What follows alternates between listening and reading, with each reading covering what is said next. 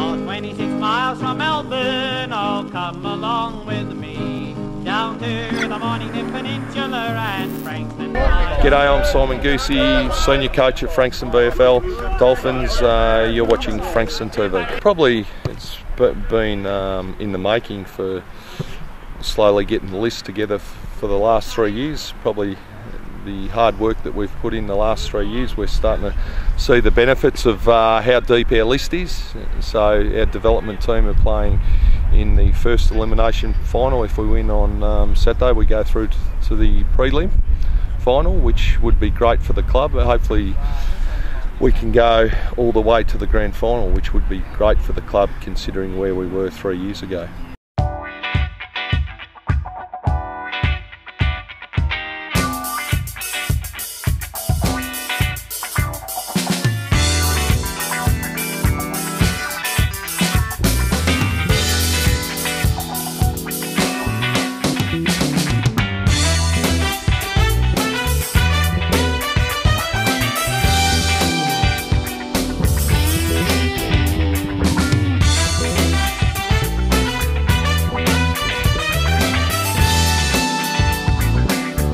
My name's Dean Warren, I'm the development coach at the Frankston Football Club, Dolphins. The last couple of years have been very good at the club, and we've gone from winning one game over 4 years and to last year winning 4 and losing 1 by a goal, and since then we've won 11 this year going forward, and the aim was to play finals footy this year, which was a big stepping stone because they haven't done it for 5 years, and we've been lucky enough to make it. Hi, I'm Ellie Cole from Frankston TV, and welcome to the final episode of Series 2. That was a behind-the-scenes look at the Frankston Dolphins. Now we're going to dive into the bay to see some dolphins of a different kind. This is a story about protecting our wonderful bay, especially the marine treasures that share their home with over 130,000 people living in the Frankston area. Most of us are amazed to find the rich diversity and colour of marine life that lives in our local waters. These remarkable marine treasures are not from Queensland, they are from our own backyard. The majority of species are endemic to our region, not found anywhere else in the world. Frankston even gets the occasional giant visitor, as humpback whales migrate along our coast. A remarkable planktonic hotspot has been discovered by researchers from the Department of Environment and Primary Industries. This is a foundation of a rich food chain that supports eastern Port Phillip's productive ecosystem. Giant balls of baitfish feed on the plankton and become food for seabirds and little penguins. This thriving food web also supports resident bottlenose and common dolphins. These amazing dolphins cooperate together to round up their prey. Common dolphins normally live in the open ocean, but moved into eastern Port Phillip about 7 years ago. The plan for a cleaner Yarra and Port Phillip Bay, and engineering solutions such as rain gardens, urban lakes and litter traps all help. But it's better to stop things from getting into the drains in the first place. We all need to work together and do better with litter, car washing detergents, garden chemicals, oil from leaking cars and dog poo, which are all washed into the drains. You can help directly by joining a friends group or your school becoming an ICI Care Ambassador School. We must all be smarter. If you wouldn't like to swim in it, then don't let it get into the environment.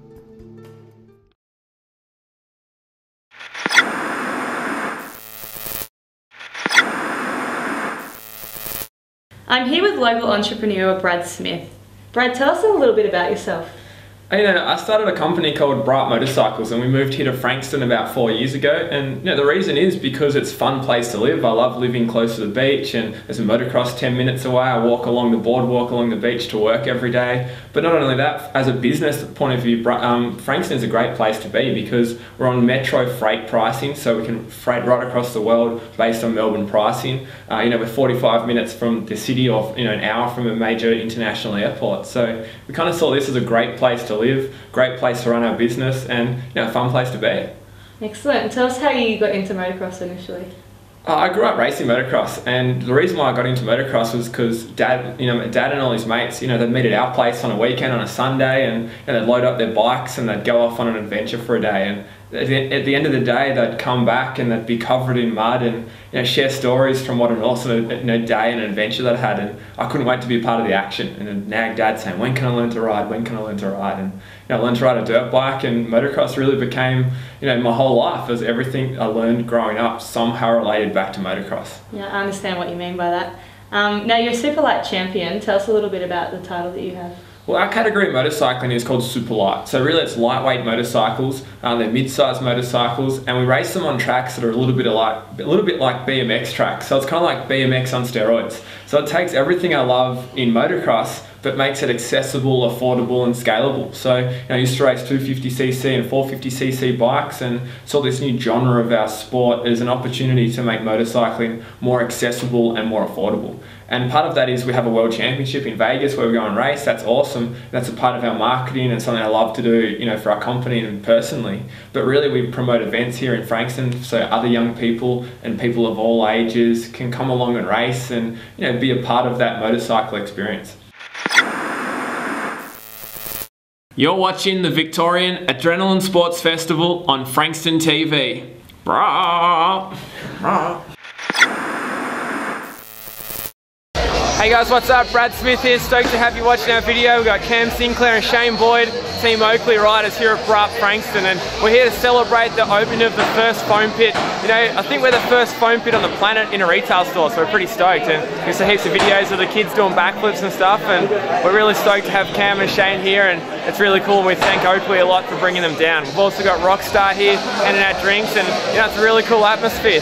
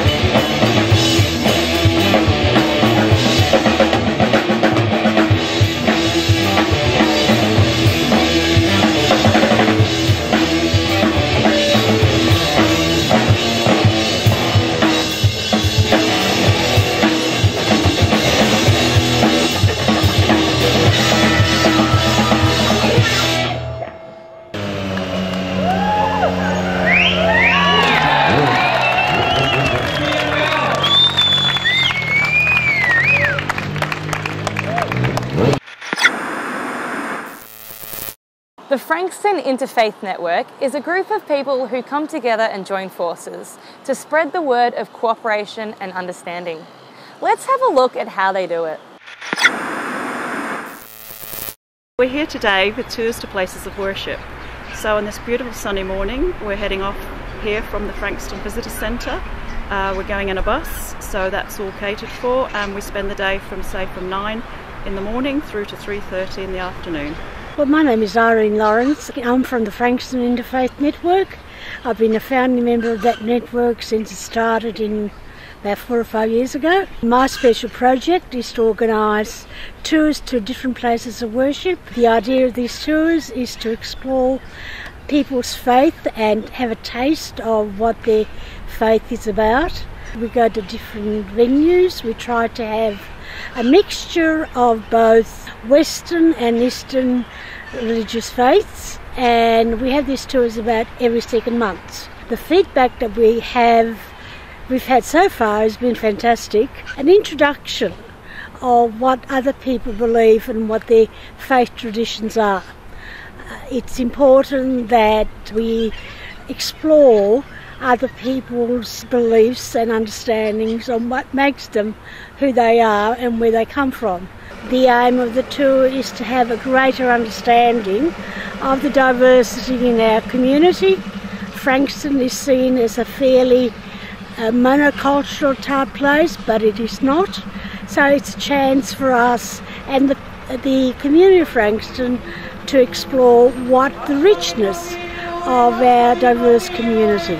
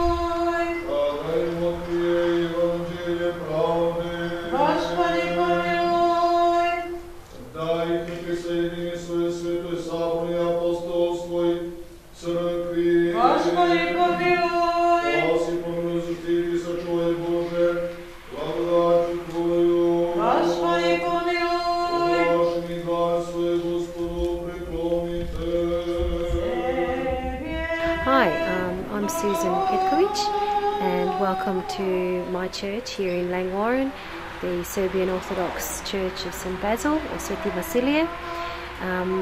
We've just welcomed the Interfaith group for their tour, and we've discussed this week, which is a very special week for us, the Serbian faith, Orthodox faith.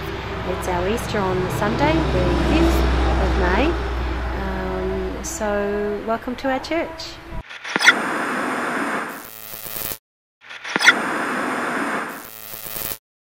Frankston is home to some fantastic community events that attract tens of thousands of people, like the Christmas Festival of Lights, Sand Sculpting Australia, the Waterfront Festival, and the Ironman Asia Pacific Championships.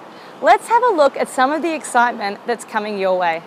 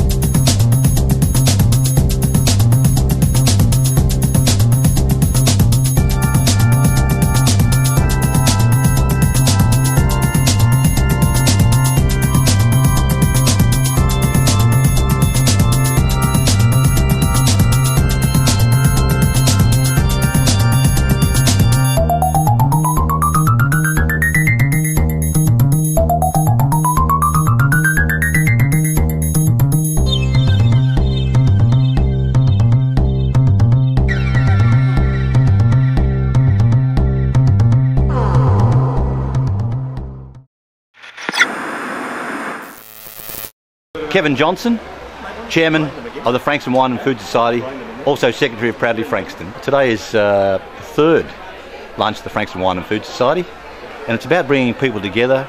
It's about making Frankston a better place that people want to live.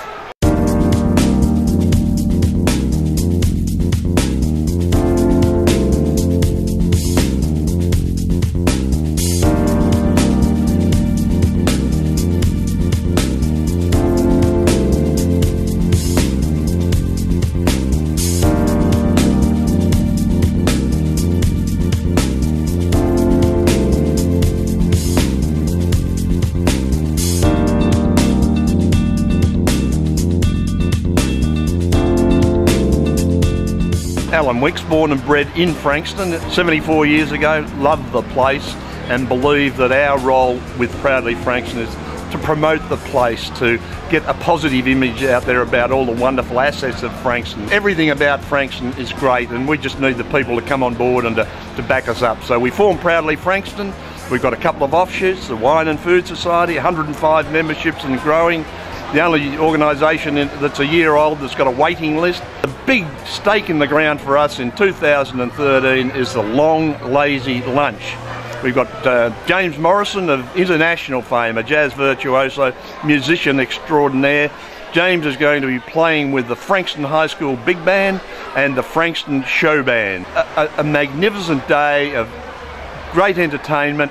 So we're just encouraging people to jump on board and come along to the Long Lazy Lunch.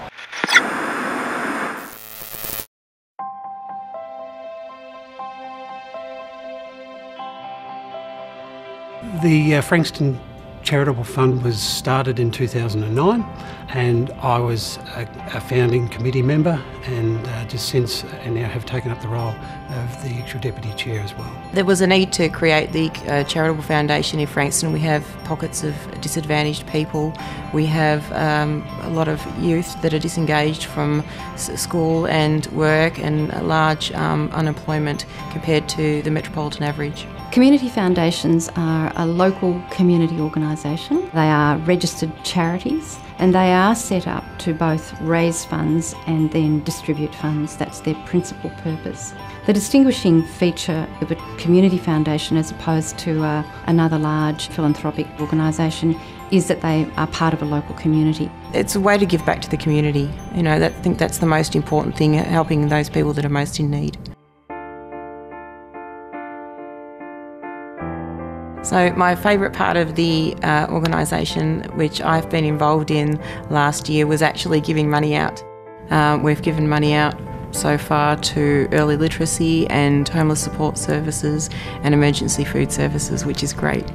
And then one particular grant was to Operation Larder, for emergency food supplies. Well, last year there was a piece in the local paper and said that if we wanted to apply for the money, we could do so, and that's what we did. And we got it, so it was wonderful. Because it's not just food, there's baby bundles, there's Christmas gifts, Christmas hampers, all these things that the money has to be raised for. It makes a real difference. So it was a rewarding experience, and certainly I look forward to the next granting. One of the features that's important about them is that they are set up in perpetuity, so that the money that is held in their pool, they call it the corpus, they do need to keep a proportion of that forever. The fact that a community fund hopefully will be ongoing ad infinitum is a fantastic thing, because it also then allows the community to be continually inputting and regenerating and ensuring that it's supporting itself from within. And the fund to me is a place where we can achieve that just result, and it's not just for today, but it's for tomorrow and the future, and now that's what really excites me. We've had a number of fundraising opportunities, such as the ball that we hold each year, the Amazing Race, and we have businesses donating funds as well. We became involved with the Frankston Charitable Fund at inception. The first fundraising event was a gala community ball, and we were approached to be a major sponsor. Our actual biggest and our success has been through the partnerships that we have formed with just local and our groups. A classic one would have been the actual Moscow Circus as to when they came to town. And now they shared with us their first night's profits, and it was a great night for the whole community. Another fundraising initiative has been to assist with the local Ironman competition. An event like that just doesn't happen overnight, it needs a lot of manpower. We assisted them just with the actual volunteers, and in return they gave us $30 an actual volunteer, which has been about $7,500 coming to the fund, which is fantastic. Another fundraising initiative was a partnership that we had with the local just Rotary Fund, and now they built a actual beach box on the actual local foreshore. What we were able to do is target our network of people, some within Rotary, some outside Rotary. And so we were able to reduce the cost dramatically. This one went to auction. We had, I think it was 80 people at the auction on the day, and sold for $115,000 to a local family, which was fantastic. We were fortunate enough to receive proceeds of the actual sale amount. The community has been good to me. It's set me up in business, has taken care of my family. I believe that as a resident, I have an obligation to myself to put something back into my community. We try to support as many charitable areas as we can, but we felt that the community fund was something that should perhaps take a little bit of precedence because of its ability to cater to a larger group of people, and also a group of people who were directly in our community. Our family has been in the Frankston area. We're third generation Frankston family, and it's very important to us from a family point of view that we support the community that has effectively supported us in our business. Sadly, that's the end of the series of Frankston TV. But remember, you can view all of these clips or even upload your own at frankston.tv. So you better get busy making your movie, and I'll see you somewhere around beautiful Frankston.